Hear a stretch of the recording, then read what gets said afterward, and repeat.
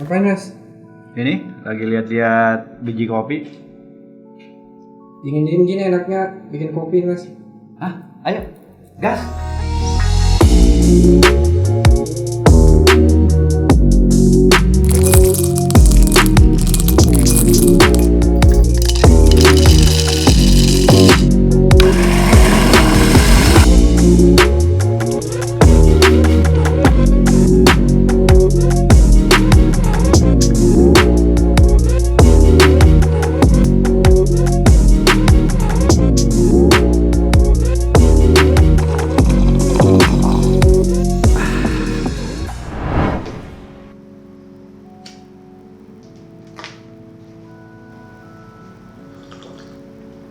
Dalam 10 tahun terakhir, jumlah kedai, warung atau kios kopi bertumbuh sangat luar biasa di kota Samarinda.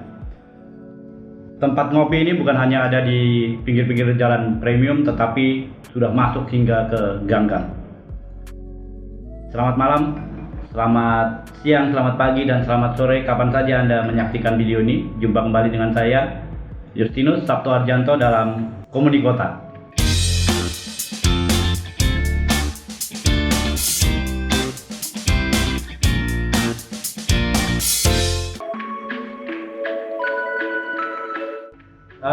Kali ini saya akan membahas tentang bagaimana hubungan kopi dengan Samarinda dan bagaimana dinamikanya sehingga kopi menjadi salah satu penggerak sektor ekonomi kreatif yang sedang tumbuh di kota Samarinda. Kopi di Samarinda sebetulnya tidak jauh sejarah perkembangannya dengan apa yang disebut oleh dalam sejarah kopi di Asia Tenggara sebagai kopi tiam.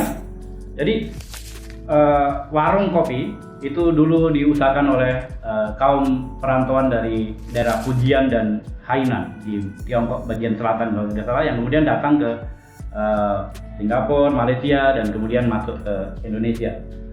Kopi tiam sendiri, sebutan kopi tiam adalah perpaduan antara bahasa Hokkien dengan Melayu.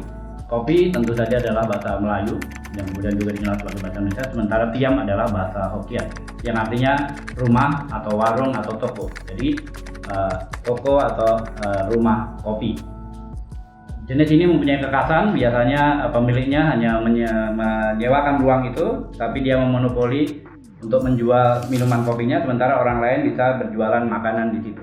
Dan tanda-tanda itu masih kita lihat di beberapa warung kopi yang ada di kota Samarinda. Sebut saja di sekitar daerah pelabuhan, kita mengenal ada warungnya kopi Ko Abun, ada warung kopi Ko Lim, ada warung kopi Subur atau Subur Makmur kalau tidak salah, dan kemudian ada di sekitar Citra Niaga ada yang disebut warung kopi Hainan. Kita masih menyaksikan itu, di mana di setiap warung itu kemudian ada juga yang menjual makanan lain atau penjual yang lain, misalnya soto atau nasi kuning.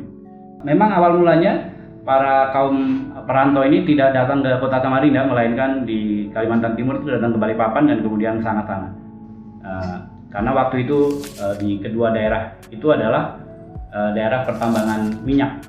Lalu pada masa kemerdekaan ada kebijakan di mana perantauan dari Tiongkok tidak boleh tinggal di desa atau tidak boleh tinggal di kecamatan, dia harus tinggal di ibu kota, sehingga terjadi perpindahan, dan perantauan dari Tiongkok kemudian pindah ke kota Samarinda dan mendirikan warung kopi di sekitar pelabuhan, dan disitulah kemudian berkembang apa yang disebut usaha perkopian, dan mungkin juga diikuti oleh pengusaha lain yang merupakan orang atau masyarakat keturunan asli daerah setempat gitu, dan kita mengenal juga mungkin ada nanti ada warung Taufik dan lain sebagainya.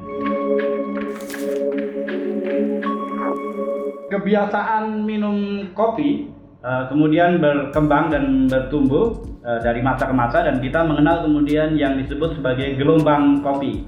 Sampai saat ini paling tidak ada 4 gelombang kopi gitu yang diutarakan oleh para ahli atau pengamat kopi. Memang tidak terlalu persis periodisasinya, tapi paling tidak bisa digambarkan sebagai begini.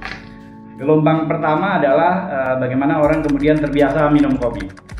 Jadi masyarakat meminum kopi dan kopi yang umumnya dijual adalah kopi dalam bentuk kopi ground atau kopi yang sudah bubuk, dan juga kopi yang disebut kopi instan atau kopi mix. Jadi kita mengenal banyak sekali kopi yang langsung siap diminum, taruh di gelas dan diberi air panas dan kemudian diminum. Saat itu juga misalnya di beberapa daerah dikenal dengan istilah kopi hitam atau kopi ireng, dan kemudian di Jogja mungkin kita mengenal istilah nasgitel atau panas, legi, dan kental itu.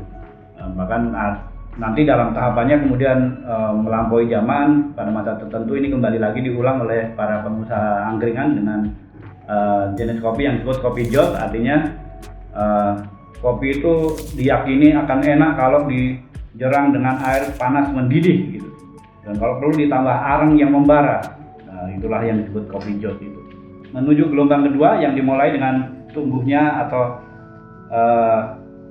usaha kopi yang membawa orang kemudian untuk menikmati kopi.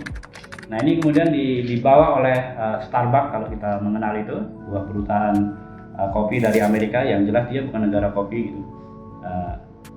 Tapi dia memilih kopi-kopi terbaik dan itulah kopi yang disajikan gitu. Starbucks juga membawa gambaran lain bahwa kopi itu bukan minuman orang tua, tapi kemudian dia minuman anak-anak muda, terutama anak-anak muda yang tergolong dalam manajer manja lah gitu. Jadi anak-anak muda yang keren ya atau elit gitu. Nah, kemudian setelah era kedua ini juga melahirkan banyak kedai-kedai kopi yang franchise, misalnya di Samarinda dimulai oleh kalau tidak salah mungkin Excelso salah satunya, kemudian nanti ada Coffee Bean dan yang bangkrut tidak berlanjut lagi gitu, dan kemudian nanti malah Starbucks yang menyusul kemudian, dan saya tidak tahu mungkin sebetulnya nanti di level nasional ada Black Canyon, ada Olala, ada HH dan lain sebagainya, tapi kemudian yang terkenal pada masa ini atau generasi ini yang lokal misalnya ada Lope Coffee dan Republic Coffee, dan kemudian ada The Orange atau apa gitu, dan itu beberapa yang kita bisa masukkan dalam kopi gelombang kedua. Dan kemudian muncul kopi gelombang ketiga. Ini bukan hanya soal menikmati kopi, tapi kita minum itu harus tahu kopi itu. Nah, ini kemudian masuk kopi beriringan dengan yang disebut demokratisasi kopi ya. Sehingga muncul banyak kedai-kedai atau warung kopi yang basisnya adalah manual brewing, dan membangun bisnis kopi itu tidak semahal pada masa sebelumnya. Kopi lebih sederhana. Saya tidak tahu apakah ini diinspirasi oleh misalnya buku filosofi kopi yang warung kopi itu tidak perlu wifi, tidak perlu colokan yang banyak, tetapi orang datang untuk meminum kopi, dan ada yang disebut coffee talk atau perbincangan tentang kopi. Barista menjadi sebuah profesi baru yang kemudian masuk lagi dalam industri kopi, karena kopi manual brewing itu akan sangat tergantung pada baristanya untuk membuat kopi sesuai dengan keinginan atau imajinasi yang akan meminumnya. Kita harus mengucapkan terima kasih kepada para pengusaha kopi pada generasi ketiga ini, karena mereka banyak melakukan literasi kopi dan kemudian membangun peminum kopi baru gitu. Dan mungkin ini juga bisa mengurangi para peminum alkohol baru, karena dengan maraknya warung-warung kopi ini, sehingga topi miring dan lain sebagainya itu agak tergeser dari kota Samarinda. Nah, setelah itu kita masuk dalam gelombang keempat kopi yang menyajikan apa yang disebut sebagai fast kopi, itu kopi yang cepat penyajiannya gitu. Karena kalau dalam gelombang kedua ini minum kopi ini menunggu seperti menunggu datangnya pacar atau jodoh yang jauh gitu kadang-kadang. Iya. Gitu. Tapi dalam generasi keempat ini kopi begitu cepat gitu. Ini ya yang disebut dengan kopi kekinian gitu ya. Kopi yang kemudian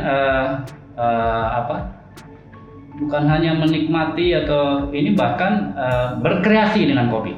Keterkenalan kopi kekinian ini dimulai sebetulnya tidak dengan basis yang baru. Ini basis lama adalah kopi susu. Ini jenis kopi yang khas di Indonesia, tapi kemudian ditwist dengan kreasi-kreasi baru gitu. Misalnya gulanya gula aren, kemudian airnya adalah air kelapa, bahkan ada air santan mungkin ya. Lalu ditambah dengan jenis-jenis minuman energizer lainnya, bahkan sampai kemudian susunya susu fermentasi dan lain sebagainya, sehingga banyak lahir jenis-jenis minuman kopi yang baru, bahkan mungkin meninggalkan rasa kopinya mungkin agak hilang gitu. Ya, kalau dulu mix kopi itu dilakukan dengan shake, itu sekarang udah dilakukan dengan blender saja. Dan orang mengenal sekarang bukan mengenal kopi, bukan mengenal baristanya, tapi dia mengenal nama minuman itu. Seperti apa perkembangan kopi ke depan? Ya, kita nikmati saja dan kita tunggu. Tetapi yang paling pasti, bisnis kopi ini adalah bisnis yang kemudian tetap bertahan, bahkan berkembang justru di masa new normal ini. Ini adalah salah satu bisnis lain banyak yang berguguran, tetapi sekarang kita masih menyaksikan, bahkan beberapa hari sekali itu muncul kedai-kedai baru. Gitu.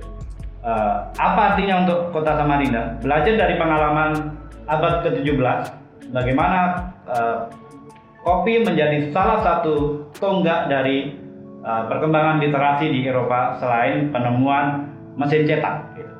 Di warung-warung kopi adalah tempat para berkumpulnya para penikmat kebudayaan dan pemroduksi kebudayaan untuk saling berdialog, saling belajar satu sama lain, menggantikan atau bahkan menjadi seperti universitas.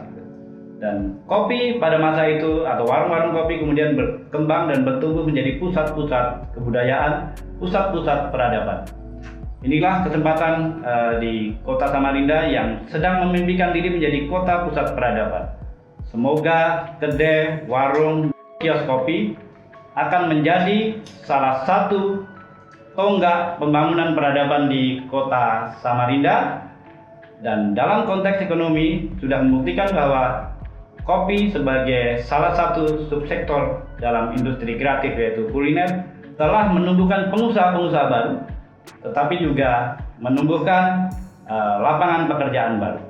Saat ini saya tengah membahas kopi dan di kaos saya ini kosong, jadi silakan yang mau memasang nama di sini. Iya. Karena Borneo Corner ini adalah season yang kedua, tahun yang kedua. Dalam tahun pertama belum mampu meraih 1000 subscriber. Semoga saya berikan waktu 5 detik untuk men-subscribe channel ini. 1, 2, 3, 4, 5. Sampai jumpa dalam Komunikota edisi yang berikutnya.